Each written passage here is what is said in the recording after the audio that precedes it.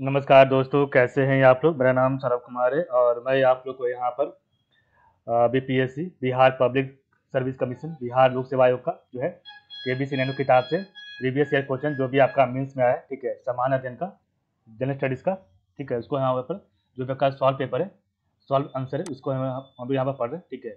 तो आज हमारा बीपीएससी में जीएस पेपर 1 का सेक्शन 1 होगा, ठीक है, और जो कि भारत का आधुनिक इतिहास एवं भारतीय संस्कृति का, ठीक है, कला एवं संस्कृति का क्वेश्चन होगा, कला एवं संस्कृति का क्वेश्चन होगा पेपर 1 का, ठीक है।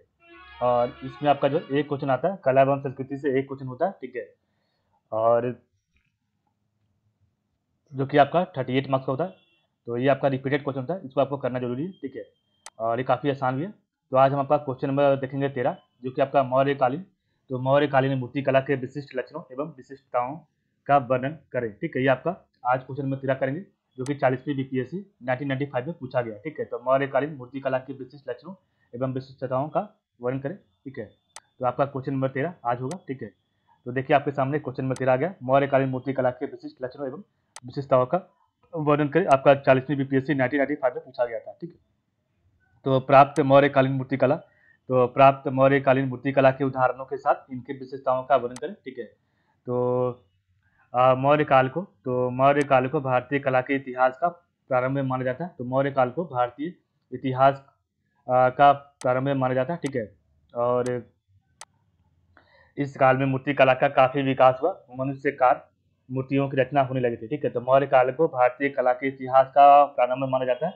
इस काल में मूर्ति कला का काफी विकास हुआ, मनुष्य काल मूर्तियों की रचना होने लगी, ठीक है। और आगरा मथुरा के मध्य, तो आगरा मथुरा के मध्य परखम ग्राम में एक 7 फीट ऊंची मूर्ति मिली, जो भूरे बलुआ पत्थर की है। यह मूर्ति वस्त्र धारण की है, जो मौर्यकालीन वेशभूषा को प्रदर्शित करती है, ठीक है। तो आगरा मथुरा के मध्य परखम ग्राम में एक 7 फीट ऊंची मूर्ति मिली है, जो भूरे बलुए पत्थर की, यह मूर्ति वस्त्र धारण की है, जो मौर्यकालीन वेशभूषा को प्रदर्शित करती है, ठीक है। पटना के दीदारगंज, तो पटना के दीदारगंज से प्राप्त यक्षिणी की मूर्ति, जिसकी भव्यता और सौंदर्य अपूर्व है, इसे स्त्री रत्न का नाम दिया जाता है। तो पटना के दीदारगंज से प्राप्त यक्षिणी की मूर्ति, जिसकी भव्यता और सौंदर्य अपूर्व है, इसे स्त्री रत्न का नाम दिया जाता है। यह भूरे रंग के बालू के पत्थर से बनी है तथा इस पर मौर्यकालीन पॉलिश की भी उत्तम प्रयोग हुआ है, ठीक है।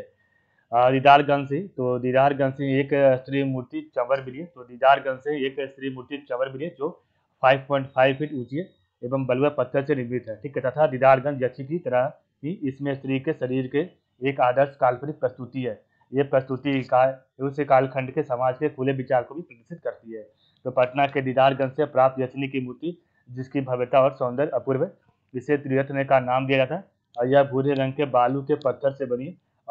इस पर मौर्यकालीन पॉलिश का भी उत्तम प्रयोग हुआ। और दीदारगंज से एक स्त्री मूर्ति चबर मिली है, जो 5.5 फीट ऊंची है एवं बलुआ पत्थर से निर्मित है, ठीक है। तथा दीदारगंज यक्षी की तरह ही इसमें स्त्री के शरीर की एक आदर्श काल्पनिक प्रस्तुति है।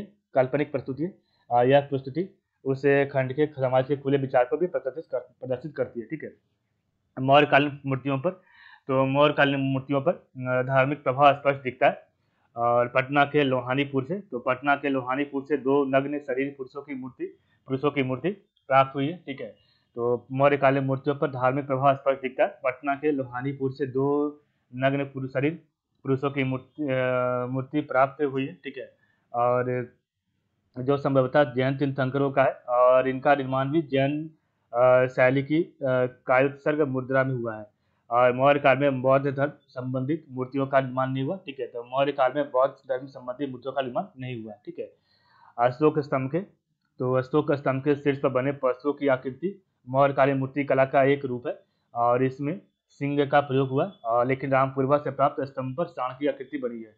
सिंह की बनावट पर विदेशी प्रभाव देखे जा सकते हैं, मगर सांड के बनाने ढंग में स्थानीय कला का प्रयोग हुआ, ठीक है। तो अशोक स्तंभ के शीर्ष पर बने पशुओं की आकृति मौर्यकालीन मूर्ति कला का एक रूप है, और इसमें सिंह का प्रयोग हुआ, और लेकिन रामपुरवा से प्राप्त स्तंभ पर सांड की आकृति बनी, और सिंह की बनावट पर विदेशी प्रभाव देखे जा सकते हैं, मगर सांड के बनाने के ढंग में स्थानीय कला का प्रयोग हुआ, ठीक है। नेक्स्ट आपका अंततः, तो अंततः मौर्यकालीन मूर्तिकला, तो अंततः मौर्यकालीन मूर्तिकला उस काल के अन्य कलाओं एवं स्थापत्यों की भांति सभ्यता के उत्कृष्ट स्तर पर थी। ये मूर्तियां भारतीय इतिहास में तीव्र जिज्ञासा एवं आकर्षण पैदा करने वाली है। ठीक है, तो अंततः मौर्यकालीन मूर्तिकला उस काल के अन्य कलाओं एवं स्थापत्य की भांति ही समृद्धता के उसका उत्कृष्ट स्तर पर थी, और ये मूर्तियां जो है भारतीय इतिहास में तीव्र जिज्ञासा एवं आकर्षण पैदा करने वाली है। ठीक है, नेक्स्ट आपका की टू रिमेंबर, तो आपको याद करने का जो पॉइंट इसमें बताया गया वो आपका मौर्यकालीन मूर्तिकला, जिसकी विशेषताएं क्या है, तो ये आपका मानवाकार आकृति की थी। ठीक है, पॉलिशदार बलुआ पत्थर का प्रयोग किया गया था इसमें मौर्यकालीन मूर्ति बनाने के लिए।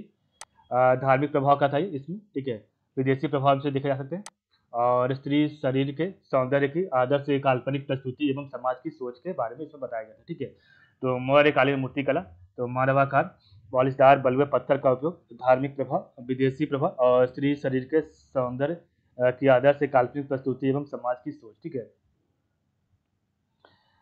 नेक्स्ट आपका है क्वेश्चन नंबर 14 जो कल पढ़ेंगे, क्योंकि आपका आखिरी क्वेश्चन होगा बिहार सॉरी भारत की संस्कृति से। ठीक है, तो आपकी जो संस्कृति का जो क्वेश्चन होता है, ठीक है, कल इसका आखिरी क्वेश्चन होगा। ठीक है, कला एवं संस्कृति। ठीक है, तो कला एवं संस्कृति का कल आखिरी क्वेश्चन होगा। ठीक है, और इसके बाद हम स्टार्ट करेंगे आपका नया जो सेक्शन जीएस पेपर 1, तो जीएस पेपर 1 जो कि आपका उसका सेक्शन बी स्टार्ट करेंगे, जो कि आपका